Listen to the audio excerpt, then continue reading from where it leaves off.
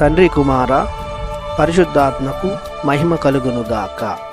ఈనాటి జీవవాక్యం. స్త్రీ తన పసికందును మరిచినను నేను మాత్రము నిన్ను మరువను. యెషయా గ్రంథము 49వ అధ్యాయము 15వ వచనము. దేవునిచే మిక్కిలిగా ప్రేమించబడుతున్న ప్రియ దేవుని బిడ్డలారా, సహోదరి సహోదరులారా, మన ప్రభు అయిన యేసుక్రీస్తు కృప, తండ్రి దేవుని ప్రేమ, పవిత్రాత్మ సహవాసం మీతో ఉండునుగాక. లోకములో దొరికే ప్రేమలన్నీ తాత్కాలికమైనవి, స్వార్థపూరితమైనవి. వానిలో మోసం, కపటం, కుళ్ళు దాగి ఉంటుంది. శ్రేష్టమైన ప్రేమకు చిరునామా ఈ లోకములో లేనే లేదు. కానీ తల్లిదండ్రుల ప్రేమ అన్ని ప్రేమల కంటే ఉన్నతమైనది.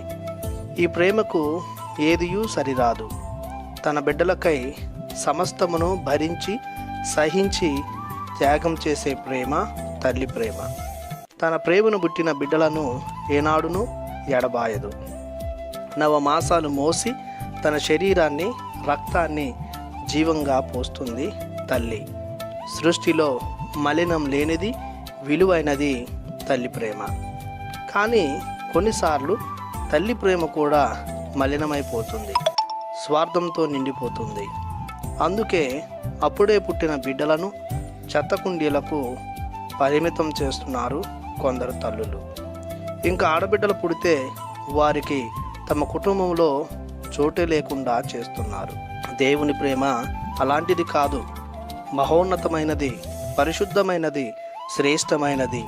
తల్లి విడిచిన, బంధువులు వెలివేసిన, స్నేహితులే కాదనినా మారనది, మరువనిది, మధురమైనది దేవుని ప్రేమ. తోడుగా, నీడగా ఉంటాడు. అమ్మగా, నాన్నగా నిలుస్తాడు. బంధువుగా, బాధ్యతగా, అన్నగా, అండగా ఉంటాడు ఆ దేవదేవుడు. ప్రాణమిచ్చే ప్రేమ దేవదేవుని ప్రేమ. పాపాలు భరించి, శాపాలు తొలగించి, కల్వరిలో మరణించి కారుణ్యాన్ని వసిగినది కరుణామయుని ప్రేమ. కావున నిజ ప్రేమకు చిరునామా అయిన ప్రభుని నమ్మి లోక ప్రేమలను వీడి విశ్వకర్తను ఆరాధించుదాం, ప్రార్థించుదము. మిక్కిలి ప్రేమగల దేవా, మీ ఎనలేని కృపకు గాను మీకు వందనాలు చెల్లిస్తున్నాము. మేము మీ ప్రేమలో ఉన్న మాధుర్యాన్ని గుర్తించక లోక ప్రేమల వెనుక పరిగెత్తుతున్నాము. మా మనస్సులను మార్చి మిమ్మే ప్రేమిస్తూ మీ ప్రేమామృతాన్ని చవిచూచే ధన్యతను మాకు దయచేయమని నజరేయుడగు యేసు నామములో ప్రార్థిస్తున్నాము తండ్రి. ఆమెన్. దేవుడు మిమ్ము దీవించునుగాక. ఆమెన్.